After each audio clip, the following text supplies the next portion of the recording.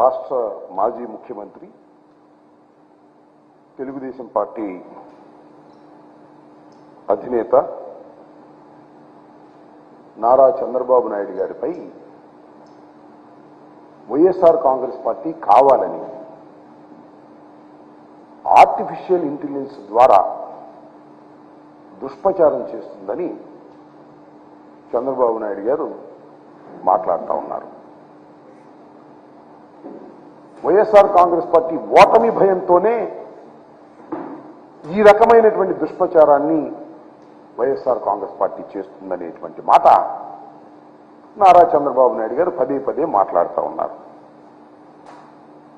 ఇంకా రెండో అంశం ఏమిటంటే, సాక్షాత్తు ప్రధానమంత్రి వచ్చి ఆంధ్రప్రదేశ్లో చిలకలూరిపేటలో మీటింగ్ పెడితే కనీసమైన భద్రత కూడా కల్పించలేకపోయింది ప్రభుత్వం, పోలీసు యంత్రాంగం అనేటువంటి ఒక దుష్ప్రచారాన్ని ప్రారంభించారు.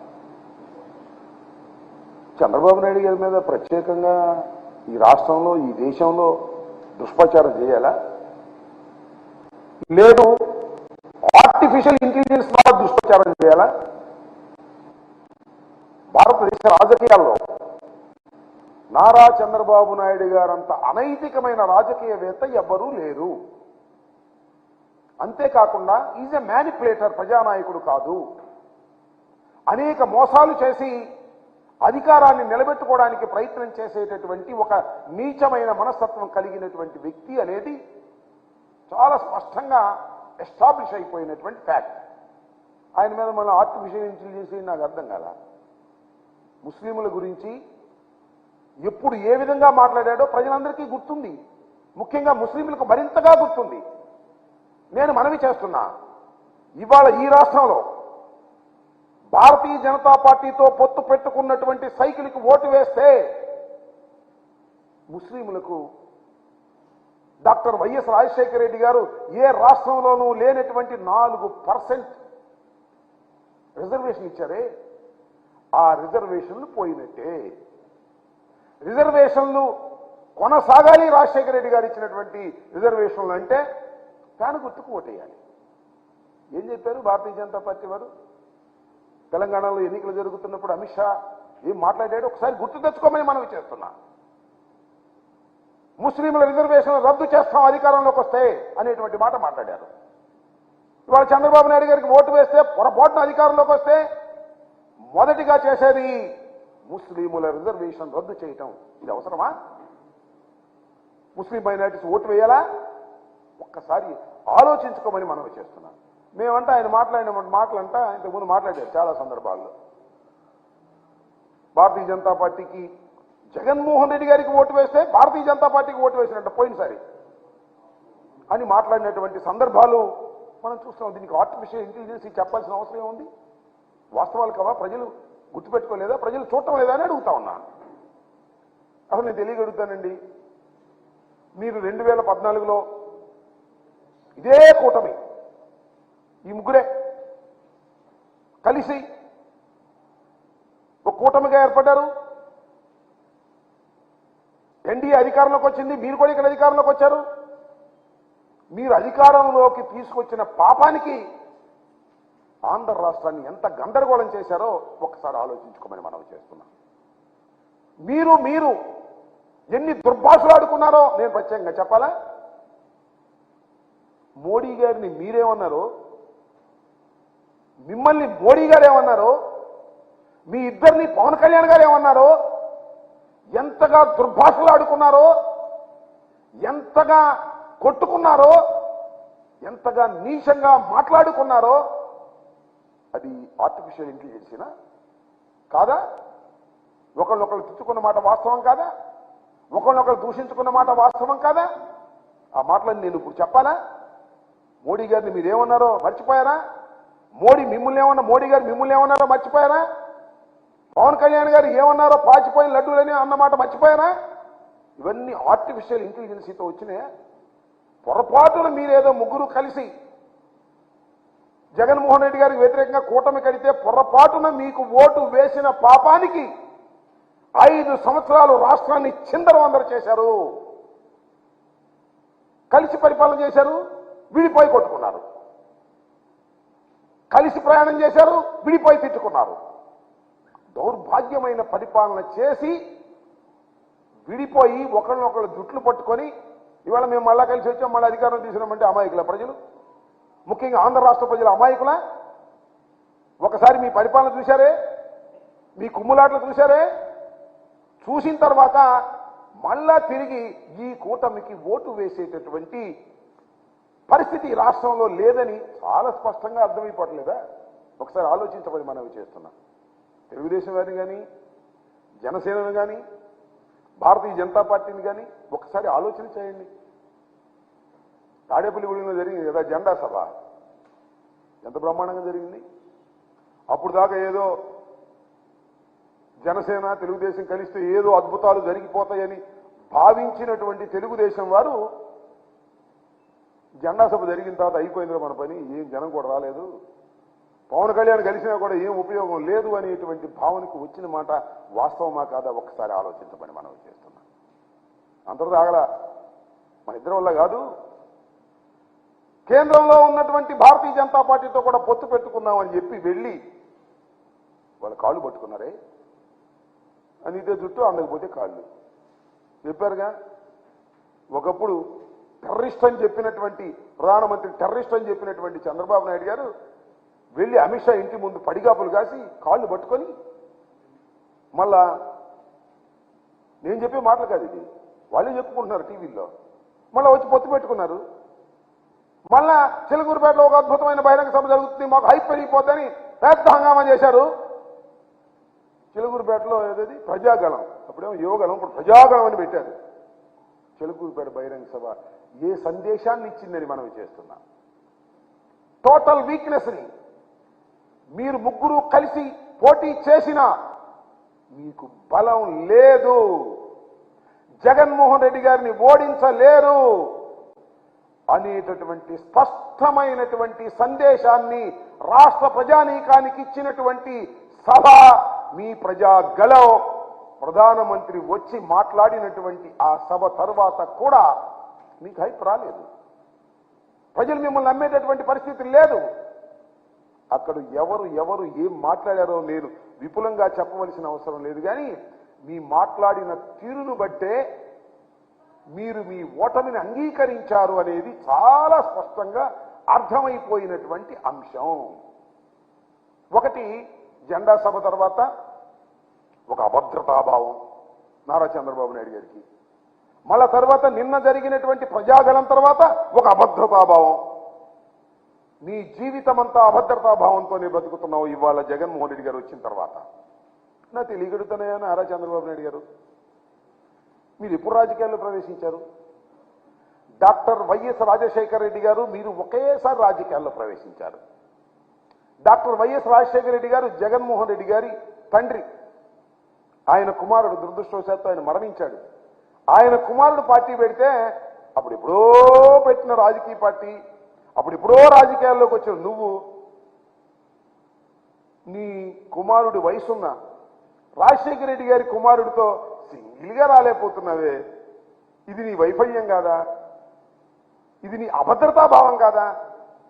ఇద్దరితో కలిసి రావడానికి కూడా అభద్రతాభావం, ముగ్గురితో కలిసి వస్తున్నావు అప్పుడు అభద్రతాభావమే. ఇంకెవరు లేరు, లేదా అని కూడా కలుసుకుంటావు ఓ నలుగురు ఉంటే. నీ మొత్తం రాజకీయం అంతా ఈ 5 సంవత్సరాలు అభద్రతాభావంతోనే బతుకుతూ ఇవాళ అంటాడు భద్రత లేదంట. ప్రధానమంత్రి గారు వస్తే భద్రత చూపించలేదంట రాష్ట్ర ప్రభుత్వం, పోలీసు యంత్రాంగం. ఏమైనా తెలియగెడతాను, నారా చంద్రబాబు నాయుడు గారు మీరు చాలా అనుభవజ్ఞులు కదా, 40 సంవత్సరాల పైచులకు రాజకీయ చరిత్ర ఉంది కదా, 14 సంవత్సరాలు ముఖ్యమంత్రిగా చేశారు కదా, ఎన్నో మహానాడులు తీర్చిదిద్దారు కదా, ఎన్నో బహిరంగ సభలు నిర్వహించారు కదా. జగన్మోహన్ రెడ్డి గారు కానీ ఎక్కువ బహిరంగ సభ చేశావు నువ్వు నీ జీవితంలో. నీ దుంపదగా ప్రధానమంత్రి వస్తుంటే మైకు కూడా సరి చేసుకోలేని వాడివి, మైకు కూడా ప్రధానమంత్రి మాట్లాడేటప్పుడు వినిపించుకోకుండా పోతే అది భద్రతా వైఫల్యమా? That is not your negligence. అది నెగ్లిజెన్స్ కాదా? అది నీ అభద్రతాభావం కాదా?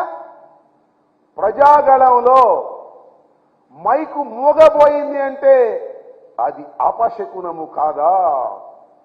అది నీ ఓటమికి దారి తీస్తుందని అర్థము కాదా? ఒక్కసారి ఆలోచించుకోమని మనవి చేస్తున్నాం. ప్రజాగళంలో నువ్వు ఏర్పాటు చేసుకున్నటువంటి ఒక రాజకీయ మీటింగ్లో మైకు సరిగా పనిచేయకపోతే ఆ మిక్సింగ్ ప్రజల మధ్యన ఎక్కడో తీసుకెళ్లి పెడితే అది పని చేయకపోతే అది భద్రతాలోపం అని ప్రభుత్వాల మీద నెట్టేస్తున్నావే. ఏమిటి దౌర్భాగ్యమైనటువంటి పరిస్థితి? అసలు నువ్వు మాట్లాడుతున్నప్పుడు కానీ, పవన్ కళ్యాణ్ గారు మాట్లాడుతున్నప్పుడు కానీ, మోడీ గారు మాట్లాడుతున్నప్పుడు కానీ చైర్లన్నీ ఖాళీగా ఉన్నాయే.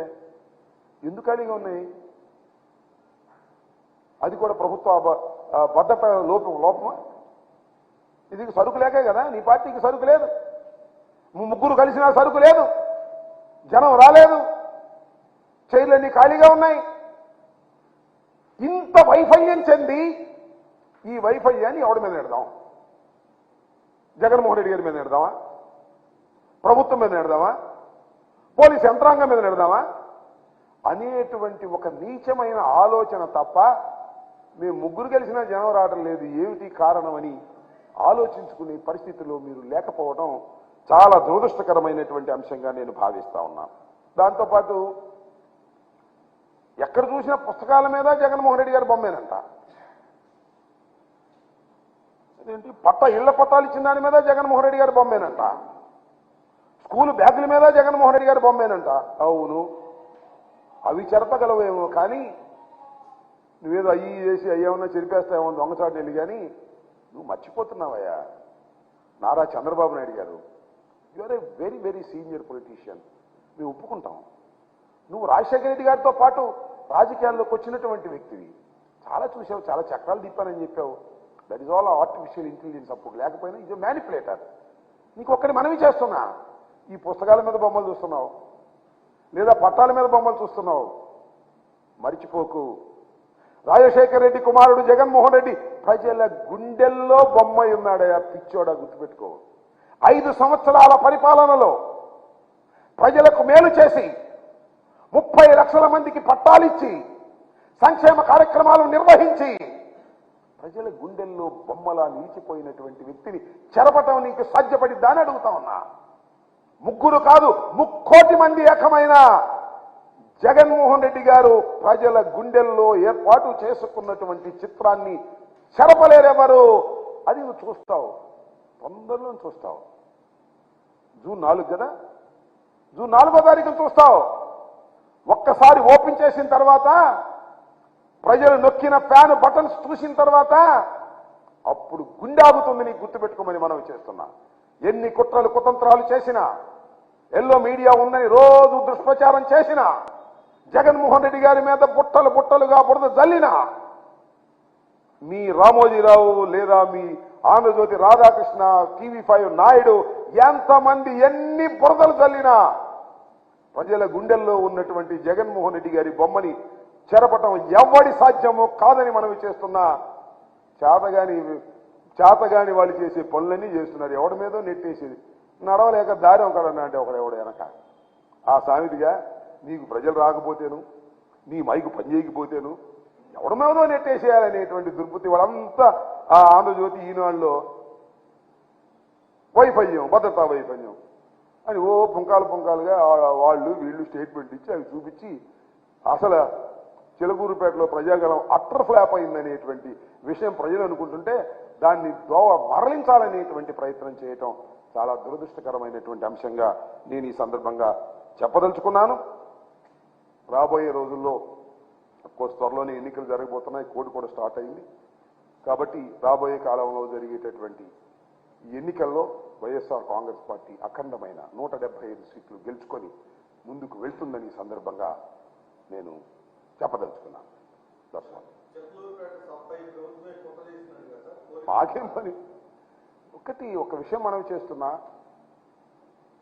ప్రతిపక్షాలు నిర్వహిస్తున్నటువంటి సభలపైన కుట్రలు చేయవలసిన అవసరం జగన్మోహన్ రెడ్డి గారికి లేదని మనం చేస్తున్నాం. నేను ఒకటే చెప్పదలుచుకున్నా, రాష్ట్ర ప్రజలు చూస్తున్నారు. 4 సిద్ధం సభలను నిర్వహించాం. ఎంత అద్భుతంగా నిర్వహించాము, ఎంత అద్భుతంగా ప్రజలు వచ్చారు, ఎంత అద్భుతంగా ప్రజలు దాన్ని రిసీవ్ చేసుకున్నారో మీ టీవీలోనే చూడమని మనం చేస్తున్నాం. మీకున్నటువంటి టీవీలోనే చూడమని మనం చేస్తున్నాం. మీరు నిర్వహించారే, జెండా సభ నిర్వహించారు పవన్ కళ్యాణ్ గారు మీరు కలిసి. ఇవాళ చిలకూరుపేటలో ప్రజాగళాన్ని నిర్వహించారు మీరు, పవన్ కళ్యాణ్ గారు, మోడీ గారు కలిసి నిర్వహించారు. అది ఈ రెండు సభలు కూడి మా ఒక్క సభతో పోల్చగలరా మీరు? ఒక్క సిద్ధం సభలో ఈ రెండు సభలు కూడిన 20 కూడా లేదు. That is the fact. కారణం ఒక్కటే, ప్రజాబలం. జగన్మోహన్ రెడ్డి గారి సభలంటే ప్రజలు తరలి వస్తున్నారు. మీ ఉమ్మడి సభలంటే ప్రజలు తరలి రావడం లేదు, తోలినా రావడం లేదు. మీ మీద ప్రేమ లేదు, ఎందుకంటే మీ పరిపాలన వారికి నచ్చలేదు. జగన్మోహన్ రెడ్డి గారి మీద ప్రేమ ఉంది, కారణం వారి పరిపాలనలో ప్రజలు సుఖశాంతులతో ఉన్నారు. 2,72,000 కోట్ల రూపాయలు బటన్ నొక్కితే అకౌంట్స్లోకి వేసినటువంటి ప్రభుత్వం ఇంతకు ముందు ఎప్పుడైనా ఉందా? లేదు. భారతదేశంలో ఏ రాష్ట్రంలో అయినా ఉందా? ఒక్క జగన్మోహన్ రెడ్డి గారి ప్రభుత్వం తప్ప. అలాంటి ప్రభుత్వాన్ని ప్రజలు ప్రేమిస్తారు. ఎంత దూరమైనా ఆ ప్రయాణం చేసి ప్రజలు వస్తారు. ఇది సత్యం, ఇది వాస్తవం. ఈ వాస్తవాన్ని గమనించక ఏదో ఆర్టిఫిషియల్ ఇంటెలిజెన్స్ ఏనో, లేకపోతే మీరే వార్తలు రాంచుకుని ఈనాడులోను ఆంధ్రజ్యోతిలోను ఈ పచ్చ మీడియా వార్తలు రాంచుకుని అవి చూసి నిజమని భవించి మీరు పప్పులో కాలేసుకుంటున్నారు ఆయన. ఇది గమనించాలని కూడా ఈ సందర్భంగా నేను చెప్పదలుచుకున్నాను. ఎస్, అదేగా నేను చెప్పదలుచుకుంది. సభ మొత్తం నిర్వహించింది మీరు. ఎలక్షన్ కోడ్ ఉంది, మైకులు కూడా ప్రభుత్వాలు అరేంజ్ చేయాలా? లేకపోతే పోలీసు వారు మేము ప్రభుత్వాలు వైఎస్ఆర్ కాంగ్రెస్ పార్టీ వచ్చి మీ మైకులు మేము అరేంజ్ చేయాలా? చెప్పండి, నాకు అర్థం కాలా. లేకపోతే మేమే మీ జనాన్ని దోలాలా? What it is simple. మీ వైఫల్యాలను ఎదుటివారి మీద నెట్టడమే మీ ఉద్దేశం. మీ అభద్రతా భావాన్ని ఎదుటివారి భద్రత లేదనేటువంటి మాటలు మాట్లాడుతున్నారు. చేతగాని మాటలు మాట్లాడుతున్న ఓ చంద్రబాబు, నీ పని అయిపోయింది. Over. After this election you will exit from the politics. మీ అబ్బాయి కూడా ఎగ్జిట్. మీ అబ్బాయికి అసలు క్వాలిఫికేషనే లేదు. పాలిటిక్స్లోకి రావడానికి ఇంతవరకు క్వాలిఫై కాలేదు, ఎక్కడ గెలవలేదు, మినిమం క్వాలిఫికేషన్ లేదు. ఇంటర్మీడియట్ చదవాలంటే 10th క్లాస్ పాస్ అవ్వాలిగా, ఎంబీబీఎస్ చేయాలంటే ఇంటర్మీడియట్ బైపీసీ పాస్ అవ్వాలిగా. అయ్యేవి క్వాలిఫికేషన్ లేవు. ఒకసారి మంత్రి అయ్యాడు, ఇంతవరకు క్వాలిఫికేషన్ సంపాదించలేదు. సో ఆఫ్టర్ దిస్ ఎలక్షన్ రా Chandrababu Naidu garu will exit from the politics. వారితో పాటు వారి కుమారుడు కూడా శ్రీమద్ రమారమణ గోవిందే అని ఈ సందర్భంగా చెప్పదలుచుకున్నాను. వాళ్ళ ఇష్టం. కాంగ్రెస్ పార్టీ నుంచి షర్మిలమ్మ గారు కడప నుంచి పోటీ చేయొచ్చు, భారతదేశంలో ఎక్కడి నుంచైనా పోటీ చేయొచ్చు. That is left the Congress party. చాలా చిత్రమైన కామెంట్ చేశారు ప్రధానమంత్రి గారు, కాంగ్రెస్ పార్టీ మేము ఒకటేదని. ఇలా ఉంటాయి రకరకాలు. ముందు మీరు అది నేను డెప్త్గా అవసరం లేదు, కానీ అసలు ఆ రోజు చంద్రబాబు నాయుడు గారు ఏం మాట్లాడారో, పవన్ కళ్యాణ్ గారు ఏం మాట్లాడారో, మోడీ గారు ఏం మాట్లాడారో, 3 కలిపి చూడండి ఎంత అద్భుతంగా ఉంటాయో. నేను ప్రత్యేకంగా చెప్పాల్సిన అవసరం లేదు. సో ఎవరు ఎక్కడి నుంచైనా పోటీ చేసేటటువంటి అవకాశం ఉంది, వారికి హక్కు ఉంది. ఎక్కడి నుంచి ఎవరైనా పోటీ చేయొచ్చు. కాంగ్రెస్ పార్టీ అనేది మన రాష్ట్రంలో ఏమీ లేకపోయినా జాతీయ పార్టీగా, ఒకప్పుడు అధికారం చలాయించిన పార్టీగా, ఇవాళ డిపాజిట్లు కూడా రానటువంటి పార్టీ. ఒక్క సీటు కూడా లేదు. ఎక్కడ డిపాజిట్ వచ్చిన సంగతి కూడా నాకు గుర్తులేదు. 2019లో పోటీ చేసినప్పుడు ఎక్కడ డిపాజిట్ వచ్చిందా? ఎక్కడ డిపాజిట్ వచ్చినట్టు కూడా నాకు గుర్తులేదు. సబ్జెక్టు కరెక్షన్ ఎక్కడ 1-2 చోట్ల వచ్చిందేమో నాకు తెలియదు.